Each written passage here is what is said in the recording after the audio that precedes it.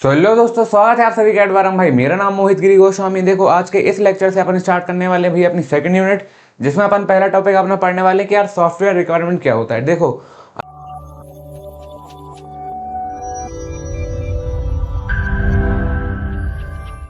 अभी तक अपन पढ़ चुके हैं यार सॉफ्टवेयर प्रोसेस क्या होती थी। ठीक है, सॉफ्टवेयर प्रोसेस अभी तक अपन ने कवर कर ली कि हाँ भैया सॉफ्टवेयर प्रोसेस क्या होती थी। इसमें अपन क्या करते थे, सबसे पहले क्या करते थे, सॉफ्टवेयर रिक्वायरमेंट लेते थे। हाँ मतलब हाँ, रिक्वायरमेंट लेते थे कि यार यूजर की रिक्वायरमेंट क्या है। ठीक है, और उसके बाद डिजाइनिंग मेंटेनेंस डिप्लॉयमेंट और सारे स्टेप्स से, मतलब 6 स्टेप्स से उनको अपन हर एक एक करके फॉलो करते थे। अब इस यूनिट से अपन क्या करेंगे, ये जो अपना पहला स्टेप था सॉफ्टवेयर रिक्वायरमेंट वाला, कि मतलब सॉफ्टवेयर बनाने के लिए भी अपन क्या क्या रिक्वायरमेंट लग रही है, उस सारी चीज़ों को अपन डिटेल में पढ़ेंगे। मतलब सॉफ्टवेयर रिक्वायरमेंट में अपन क्या क्या चीज़ें लग रही हैं, इन चीज़ों को आज इस यूनिट में अपन डिटेल में पढ़ने वाले हैं। ठीक है, तो सबसे पहला टॉपिक अपना यही है कि यार सॉफ्टवेयर रिक्वायरमेंट होता क्या है। मतलब ये सॉफ्टवेयर बनाने के लिए मुझे क्या क्या चीज़ें रिक्वायरमेंट हो रही हैं, क्या क्या चीज़ें मुझे लग रही हैं सॉफ्टवेयर बनाने के लिए। ठीक है, ये सारी चीज़ें अपन ने पहले ही पढ़ ली थी, बट अब उनको क्या करना है, धीरे धीरे करके डिटेल में समझना है। ठीक है, तो सबसे पहले अपना पहला टॉपिक ये भी है, सॉफ्टवेयर रिक्वायरमेंट क्या होता है। Software requirement means the need and expectation of the user from a software system. मतलब अब समझो क्या होता है कि सॉफ्टवेयर रिक्वायरमेंट क्या है।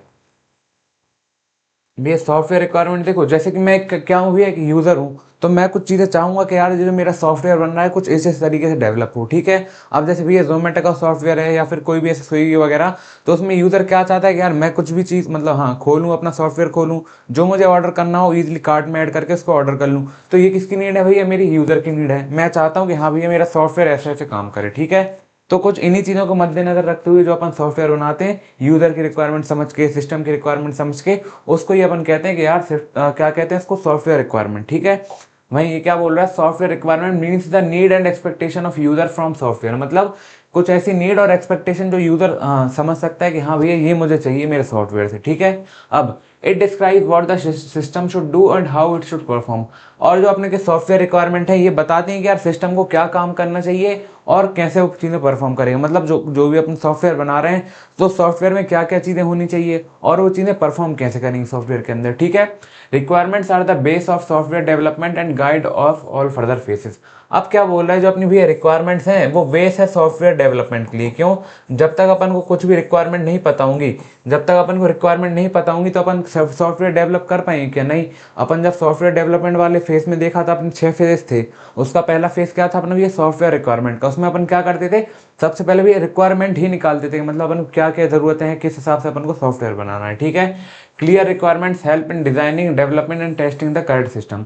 क्या बोल रहा है, अगर अपनी भैया रिक्वायरमेंट्स क्लियर होंगी तो अपन को डिजाइनिंग में, डेवलपिंग में एंड टेस्टिंग में अच्छे से हेल्प हो जाएगी। हाँ, अपन अच्छा सिस्टम बना पाएंगे कब, जब अपनी रिक्वायरमेंट्स क्लियर होंगी। मतलब अपन को अच्छे से पता होगा कि हाँ भैया मेरी रिक्वायरमेंट्स ये हैं, तो उस हिसाब से मैं अपना सॉफ्टवेयर डेवलप कर लूंगा। ठीक है, अब ऑब्जेक्टिव्स ऑफ सॉफ्टवेयर डेवलपमेंट, मतलब इसके ऑब्जेक्टिव्स क्या है, क्यों है, किस लिए है, ये भी देख लेते हैं। To understand users needs clearly. ये क्या करते हैं सॉफ्टवेयर रिक्वायरमेंट प्रोसेस में, अपन क्या करते हैं, जो यूजर है, जैसे कि भाई मैं हूँ, तो मेरी नीड समझेगा, जो भी सॉफ्टवेयर डेवलप कर रहा है ना, मुझसे पूछेगा भैया कि आपको क्या क्या नीड है, आपको क्या क्या चीज़ें चाहिए आपके सॉफ्टवेयर के अंदर। ठीक है, अब to define system functionality properly. अब ये भी डिफाइन कर देता है कि हाँ भैया सिस्टम के फंक्शनलिटी क्या है, मतलब सिस्टम को अपना काम कैसे कर रहा है, सॉफ्टवेयर रिक्वायरमेंट में ये भी बता देता है। ठीक है, अब तो चलिए दोस्तों, आशा करता हूं ये लेक्चर्स आपको काफी अच्छे लग रहे होंगे। ये जो बैच आप देख रहे हो, ये सब्जेक्ट आप पढ़ रहे हो, ये एब्सोल्युटली आपके लिए फ्री है यूट्यूब पर। इसकी डिस्क्रिप्शन में आपको कंप्लीट लिंक मिल जाएगी, या फिर आप एडवारा इंजीनियर्स चैनल पर जाके देख सकते हो।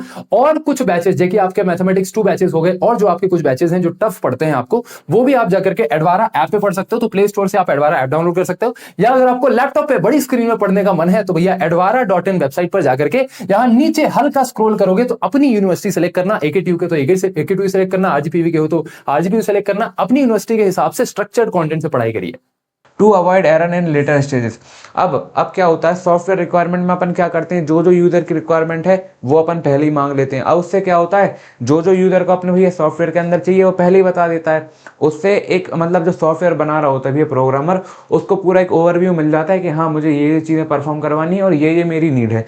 तो उससे क्या होता है कि हाँ भैया एरर खत्म हो जाते हैं अगले स्टेजेस में। मतलब अब यूजर पहले ही बता देगा मुझे ये चाहिए, तो हाँ अब फिर वो आगे कुछ और नहीं बोल पाएगा कि हाँ भैया अब इसमें ये चीज़ भी अपडेट करो। अपडेट करवाना है तो करवा सकते हैं, बट हाँ गलती होने की संभावनाएं कम हो जाती हैं। ठीक है, अब to ensure quality software development.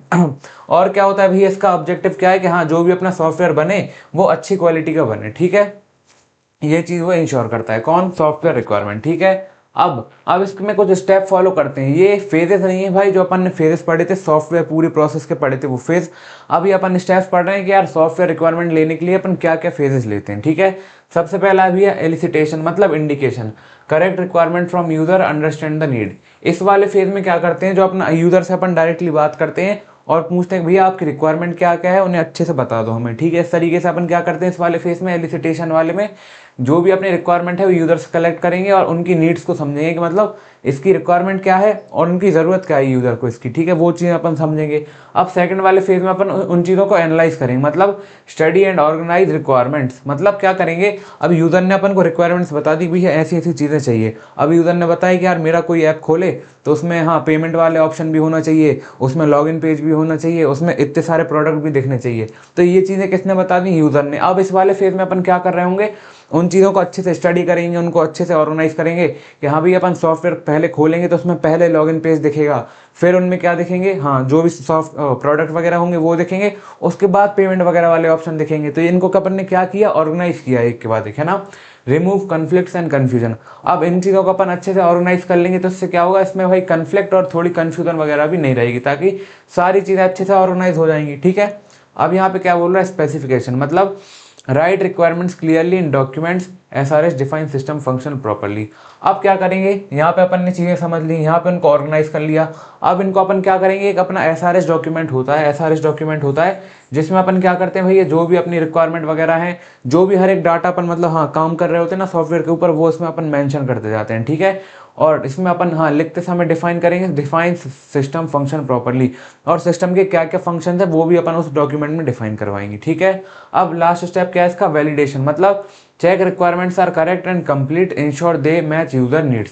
अभी अपन ने यूजर से रिक्वायरमेंट ले ली, उनको अपन ने एनालाइज करके ऑर्गेनाइज कर लिया, उनको भी अपन ने एक SRS डॉक्यूमेंट में डाल दिया कि हाँ अब अपने पास एक पूरा लिखित डाटा हो गया है, ठीक है। अब उसको अपन क्या करेंगे, उस डाटा को चेक करेंगे कि यार ये जो मैंने डाटा बनाया है या जो मैंने रिक्वायरमेंट्स बनाई है वो यूजर की रिक्वायरमेंट से मैच कर रही है कि नहीं, ठीक है।